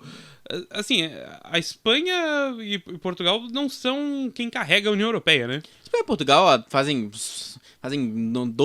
2 meses que saíram do franquismo e do salazarismo, né? Então, assim, o que é termômetro para a União Europeia? A gente tá dizendo um monte de país que não é termômetro para a União Europeia. O que é termômetro para a União Europeia? É França e Alemanha. Se a França e a Alemanha decidirem que não são mais amiguinhos, não, pra gente também já deu, daí acabou a União Europeia mesmo. Assim, né? Sim. Se sair a França ou a Alemanha, o bloco deixa de fazer sentido. Mas é, de certa forma, por isso que eles estão tão amarrados, né? Não, por isso. E o maior esforço para manter tudo junto é dos dois países mesmo. Tanto que as forças armadas conjuntas ali que eles formaram, existe o Eurocorps, eu não estou zoando, não é Eurocorps mesmo, fica em Estrasburgo, ali na Alsácia-Lorena, tem as Forças Armadas Europeias. Sim. Que é uma força conjunta, principalmente de alemães e franceses. Porque, por um lado, a Alemanha, de certa forma, aprendeu direitinho o que significava um nacionalismo exacerbado e um expansionismo alemão, né, com relação aos outros estados da Europa, de maneira geral, do continente europeu, né, bem como a França também pagou muito caro pela Segunda Guerra Mundial, né. Isso. Tanto no nível de enfim, acabou, o Império Francês acabou, né. Acabou pra caralho, né. Tipo, toda aquela vontade que eles tinham para a sorte de todos os outros países, que eles tinham de ser um império, enfim, ultramarino, tal qual o Reino Unido, ele acabou ali na Segunda Guerra Mundial, né? Além do fato de que para os dois países terem sido colaboracionistas do nazismo, um de fato nazista e o outro bem nazista, bem amigo dos nazistas, né? Mas estava do outro lado a princípio, né? Tava com... Que foi invadido, daí teve uma galera ali que entregou o governo. Mas não era né? aquela coisa de que, tipo, foi praticamente quase uma surpresa quando o nazismo apareceu na Alemanha e quando todo mundo, na real, achava que o antissemitismo ia explodir na França? Ah, não. Tá. O antissemitismo, tudo bem. O antissemitismo era... E podia aparecer em qualquer lugar ali. Sim. Antissemitismo, tudo bem, é uma frase que fica muito ruim, solta. Não está tudo bem com o antissemitismo, não, gente. Mas era... enfim, os europeus são muito antissemitas, são muito preconceituosos de maneira geral, né? São xenofóbicos eles como já poucos. foram mais antissemitas porque com isso eles se obrigaram a olhar assim, tipo, pô, deu ruim aqui quando a gente foi muito antissemita. Agora vamos ser anti-islamista. Porque afinal, né? Porque daí não vai dar nada. Já que a gente tá aqui do lado de Israel, que também é muito anti-islamista, né? Mas a Europa, de maneira geral, é muito xenofóbica, com ciganos e tal. Mas o que eu quero dizer é que, tipo, os dois países, de certa forma, eles tiveram que lidar... Para além da destruição dos seus países na Segunda Guerra Mundial, eles tiveram que lidar com esse outro lado, esse lado mal das duas sociedades, entende? Mesmo que a França, por um lado, tenha tipo, não, nós somos os aliados. Mas todo mundo sabe que, tipo, para cada 10 mil americanos que morreram lutando contra os alemães... Tipo, como se vocês um dia tiverem de irem num cemitério de tropas que lutaram dos aliados, enfim, né? Então vocês vão ver que a quantidade de gente francês que morreu nas batalhas eram bem poucas, assim, tipo, soldados, né? Tipo... que morreu, foi invadido, né? Morreu civil pra caramba. Sim. Não, foi invadido, sim. Mas é que ainda assim... mas em comparação também... A França de Vichy, por exemplo... Não, mas isso também vale destacar, porque assim, é uma parada interessante, porque a Alemanha invadiu a França e daí morreu civil. Mas na França não morreu tanto civil quanto pro lado de lá, né? Morreu muito mais civil na Polônia, morreu muito mais civil na Ucrânia. Porque na França a Alemanha não tinha nada contra aquele povo. Tirando quem era judeu, daí eles mandavam pra concentração. Mas no geral, a população francesa, o que eles entendiam como legítimos franceses, eles não tinham nada contra. É que depois a França, por exemplo, a França teve que lidar, por um lado, com o passado da França de Vichy, que foi uma França colaboracionista, que inclusive Vichy agora tá tentando mudar um pouco dessa sua marca, né, de... A cidade de Vichy? É porque não sei se a cidade de Vichy como um todo, mas tem um produto de beleza que é Vichy, V-I-C-H-Y, Vichy. Sim, talvez tenha relação com a cidade de Vichy. Provavelmente, que era onde era a França colaboracionista. Era a capital da França colaboracionista, porque Paris ficou pra Alemanha, né? Sim, mas eu acho, será que é algum tipo de... Golpe de marketing? Não sei se golpe de marketing, voltar, pode ser um golpe de marketing no sentido de que a cidade tem uma fábrica que ficou muito famosa e essa fábrica, tipo, não, nós vamos mudar o que a pessoa lembra de Vichy. Agora vai ser produto de beleza e não a França colaboracionista. Ainda que, né? Eu acho que... Já que eu acho que, tirando com historiadores, eu até acho... Quer dizer, na Europa também deve ser um problema. Mas aqui no Brasil, por exemplo, eu acho que, tirando historiadores, eles estão tranquilos. Então, provavelmente, né? Mas vai que, vamos pro... né? Afinal... A França colaboracionista é a França de Vichy. Mas Deixa eu falar outra coisa, meu Deus. Esqueci, foda-se. Esse é um equilíbrio que é um equilíbrio financiado pelos dois países, né? É um equilíbrio que ele passa por momentos complicados agora, mas não nos dois países, né? Que é uma coisa muito interessante, a princípio. Inclusive, ainda bem que não rolou essa tentativa, né? Apesar de que o Macron perdeu pra Le Pen, né? Como assim? Macron, na eleição do Parlamento Europeu, perdeu pro partido da Le Pen. Perdeu por pouco, mas perdeu. Sim, enfim. Mas ainda bem, por exemplo, que a Le Pen ter sido eleita na França teria sido, talvez fosse o fim mesmo da União Europeia. Acho que ali a Angela Merkel não ia conseguir manter a coisa... Que daí também não faz sentido, né? Porque se ela tiver que carregar sozinha, então mais vale a Alemanha se carregar sozinha. Mas era perde bastante coisa, mas... Mas a eleição da Angela Merkel, a eleição da França foi uma eleição bastante dividida, né? Sim. Tipo, foi basicamente... que venceu o Macron, que era o, tipo... menos mal, né? Era bem o espírito Silvio Berlusconi aqui. Menomale total.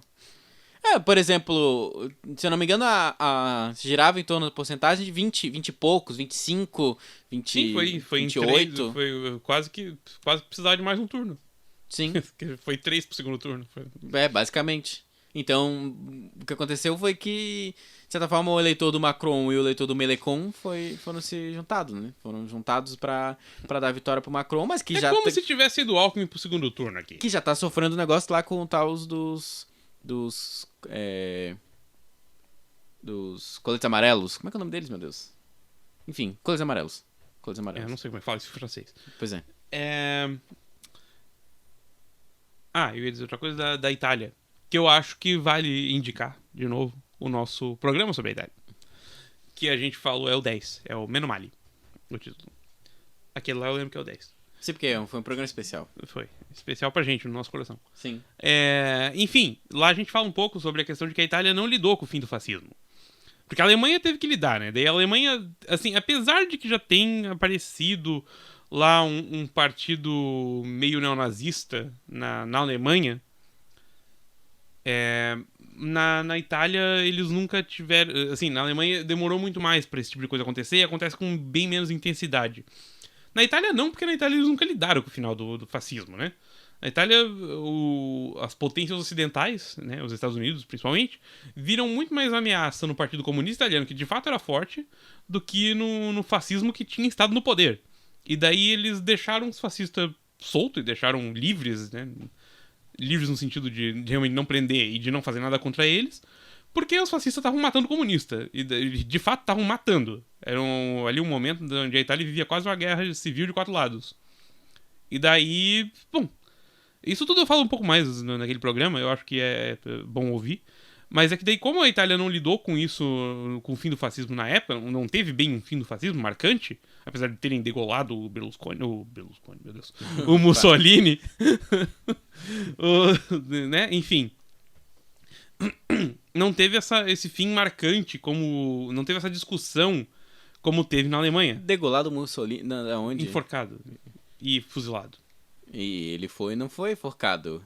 Ele já tava morto, é verdade, já tava morto. Ele foi linchado, ele foi enforcado pelo pé. Ele não tava, ele já tava morto quando esculhambaram o corpo dele. Ele foi fuzilado. Então tá. Mas o corpo ficou daquele jeito, enfim, tem uma foto terrível, não vejo uma foto.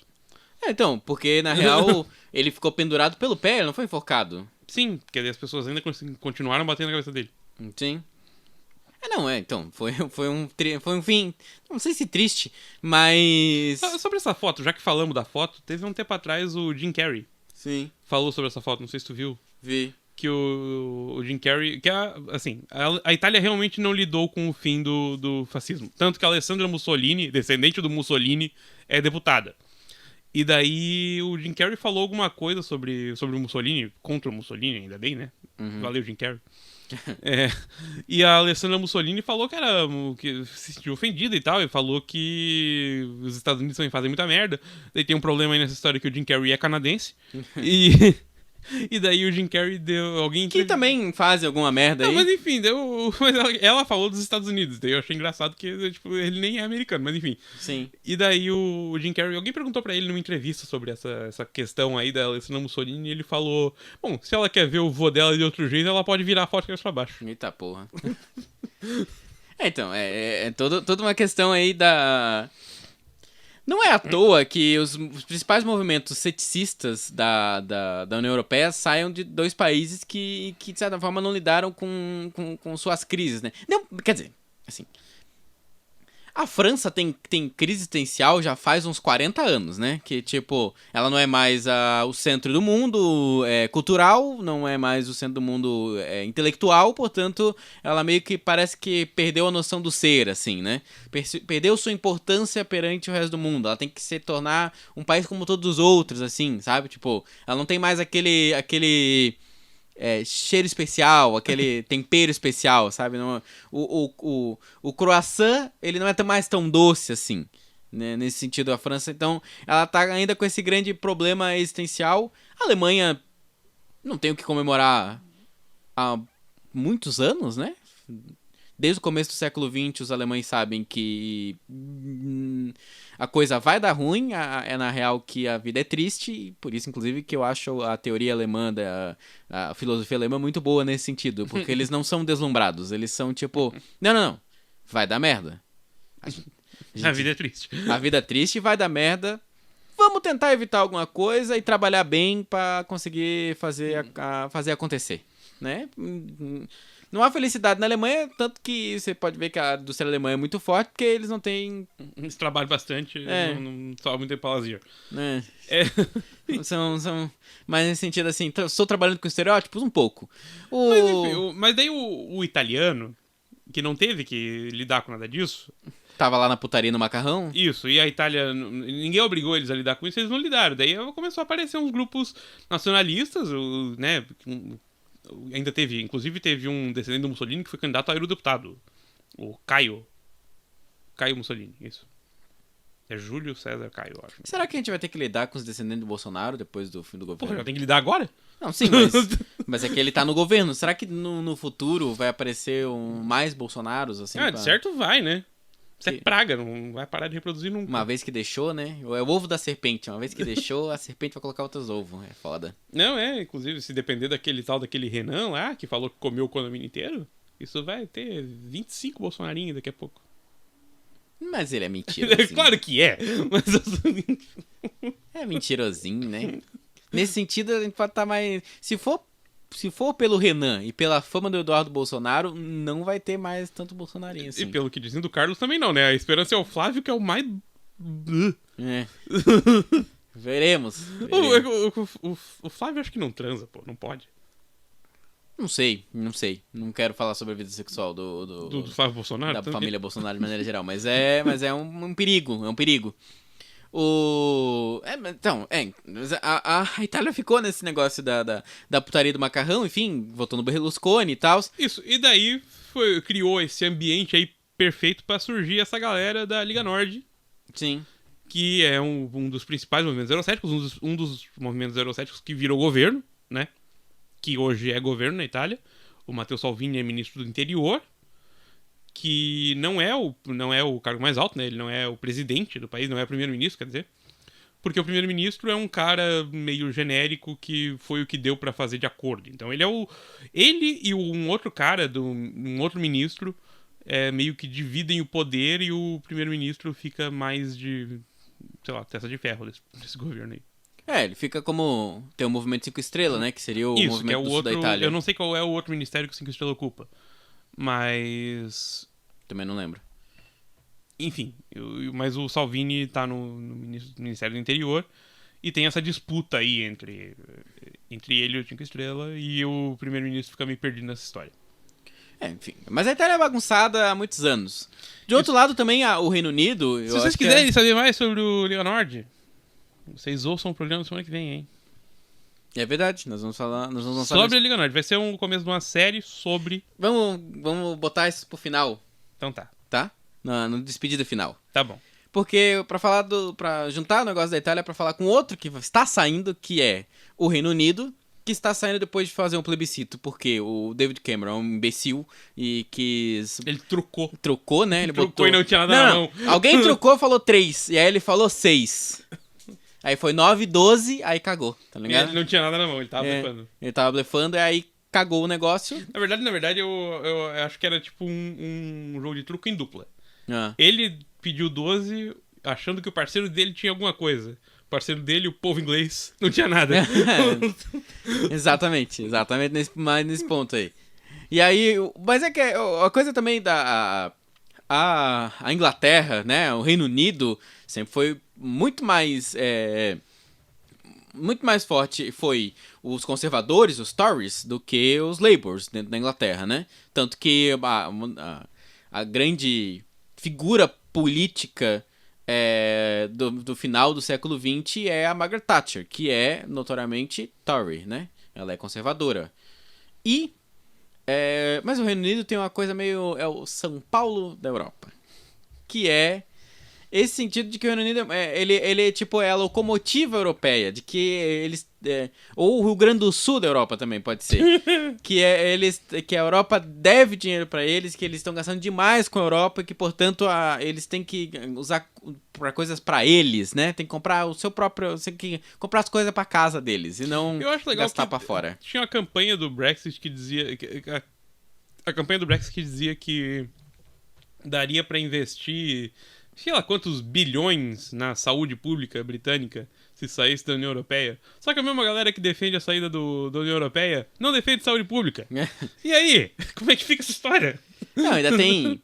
Eu tô seguindo uns vídeos, enfim, lá da Inglaterra, de um cara que explica o Brexit. Explica várias coisas do Brexit. Confuso, mas ele explica bem.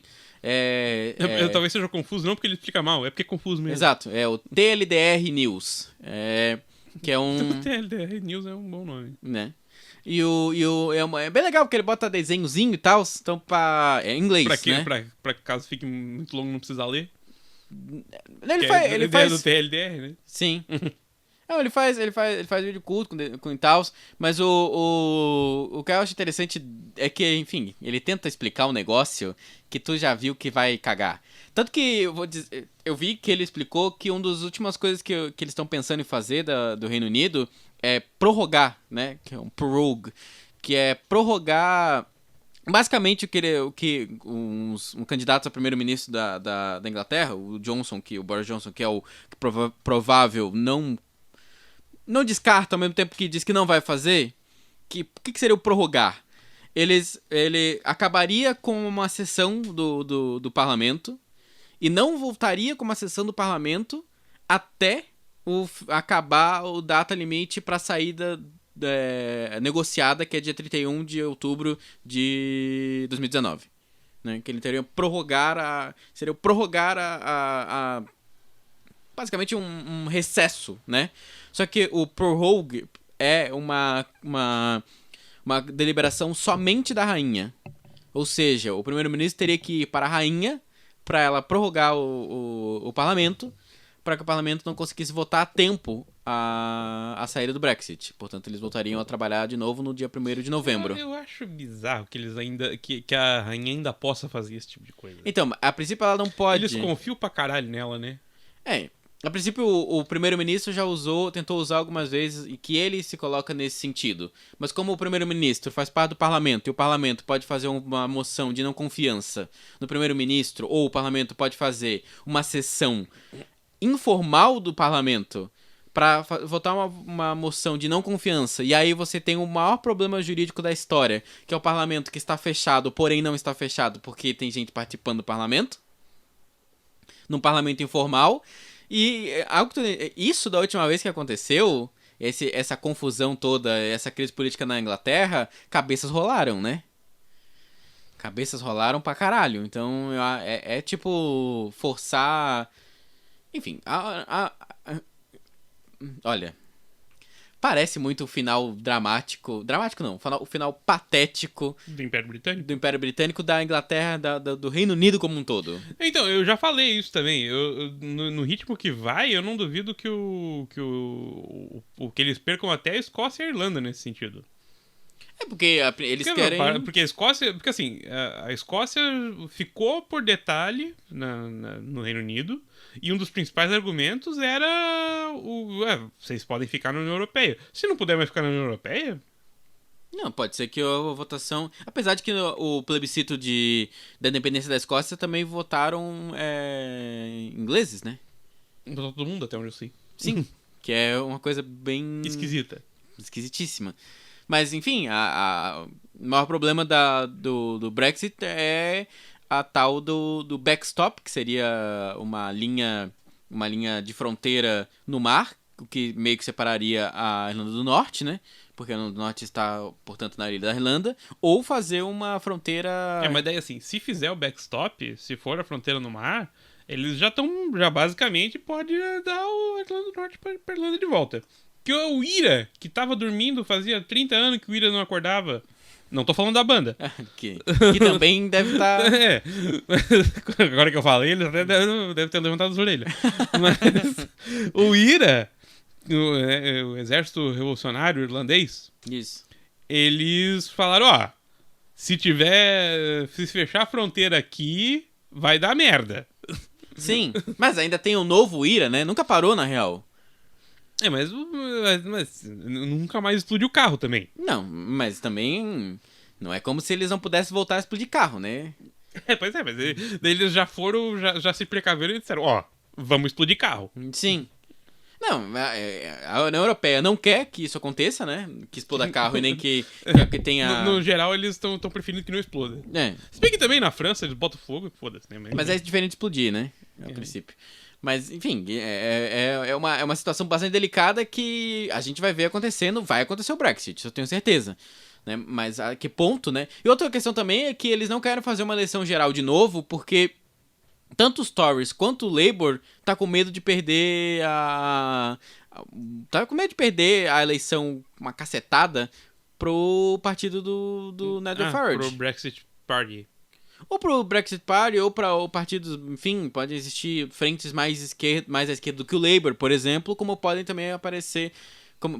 Não significa que o eleitor do Labour, por exemplo, não vai votar no Brexit Party. Não. Brexit Party. Party. E que não significa isso, mas pode significar que ele perca voto para outros partidos, né? Existem outros partidos que podem ser mais à esquerda do que o Labour. E os Tories eu acho que, com razão, estão com medo de perder a eleição pro Nigel Farage, né? Pro partido do Brexit. Sim. Eu acho plausível. E é a força do cagaço. Nigel Farage, que agora é eurodeputado. É, eurodeputado. É isso, eu acho, por causa do tempo. Eu acho que é isso. Talvez tivesse uma outra coisa, mas vamos falar sobre... Mas, assim, eu acho que abordamos o que era preciso. Sim. Quem quiser saber mais sobre a Liga Nord, talvez um pouco mais sobre o euroceticismo, e então, talvez até um pouco mais sobre o fim da União Europeia. Não, tô brincando. Mas sobre coisas que poderiam significar o fim da União Europeia. A gente vai falar de grupos eurocéticos, vai falar da ascensão da extrema-direita pelo mundo, em uma série de podcasts que vai começar na semana que vem. Não vão ser todos seguidos, né? Vai ser da mesma forma que a série dos estados, a gente vai alternar algumas vezes. E semana que vem, o primeiro episódio vai ser sobre a Liga Nord. Exatamente. Que foi fundada, vou dar um spoilerzinho, foi fundada como um partido pela independência da Padania, a região norte da Itália. E porque tinha um discurso... Na verdade, quando é fundada, tem até um discurso bem não era eurocético, inclusive era pró-União Europeia, um discurso bastante parecido com o pessoal da independência da Catalunha. Eu pensei em catalão. É que é Catalônia, né? Estamos aqui, ó, poliglota isso poliglota, aqui. Era bem parecido com a independência da Catalunha. Eles queriam continuar na União Europeia, mas sair da Itália. O partido dá-lhe um 180 graus ao longo da sua história, vira extrema-direita com discurso xenofóbico para quem era do sul da Itália. E, eventualmente, evolui um pouco esse discurso para não ser mais contra o sul da Itália e sim ser contra todo mundo que não é da Itália. Isso. A Liga Norte, que agora é só a Liga. Isso. Né? E aí, para fazer enfim, essa seguindo a mesma ideia dos especiais, pra gente dar um gostinho, por exemplo. Né? Um programa da Liga Norte, que vai ser o programa, por exemplo, e o segundo programa vai ser sobre Orbán, na Hungria, né? A gente vai falar sobre Polônia, a gente vai falar sobre Le Pen, pai e filha, a gente vai falar sobre o Nigel Farage, Boris Johnson, o partido do Brexit, o nosso orangotango albino, Boris Johnson, vai falar sobre o Vox da Espanha, o alt-right norte-americano, o Duterte. Hã? Duterte. O Duterte nas Filipinas, eu vou falar do negócio dos Estados Unidos, o negócio do chá, meu Deus. O Tea Party. Isso, o Tea Party dos Estados Unidos. Tea Party que até ficou meio esquecido, porque subiu uma galera mais à direita que eles, mas enfim. E eles também, né? Porque aquele cara... Eles foram mais pra direita também. Mas é isso, esse só pra dar um pequeno spoiler pra você, que você quiser se interessar, na mesma dinâmica dos nossos especiais, a gente vai tentar fazer outros especiais e tá, enfim, criando mais pautas, criando mais possibilidades, tentando construir um Nunca Mais o Timim que você queira votar na gente. Isso. E você queira, principalmente, compartilhar com seus amigos. Isso. Compartilhe com seus amigos. Isso. Mostra pra alguém, mostra pra um parente, uma pessoa, um primo que você não gosta. Isso. Um primo que você gosta. Manda pra aquele tio terraplanista. Pode mandar. Manda. Pra quem que tu acha que precisa de mais conhecimento? Pra quem acha que precisa dar umas risadinhas, a gente acha que consegue fazer isso. Isso aí. É isso aí, um beijo no coração. Beijo.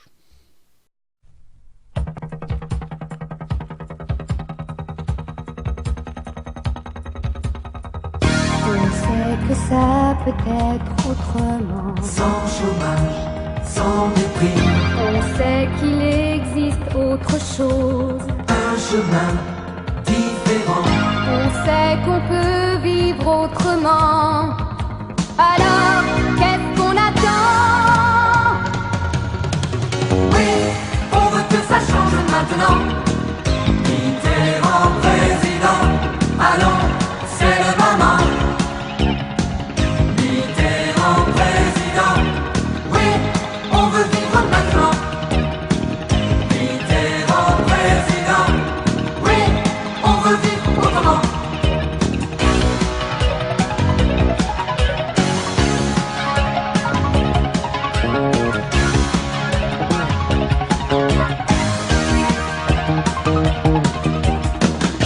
Avec vous, la vie peut repartir. Autrement, librement, Avec vous, tout peut réussir. décidons maintenant. Notre avenir, c'est notre affaire. Alors, qu'est-ce qu'on attend? Oui, il faut que ça change maintenant. Mitterrand président, allons, c'est le moment. Mitterrand président, oui, il faut agir maintenant. Mitterrand président, oui, il faut vivre autrement. Tous ensemble, nous allons réveiller la France. Tous ensemble, on va gagner la différence. Tous ensemble, on peut aller très loin.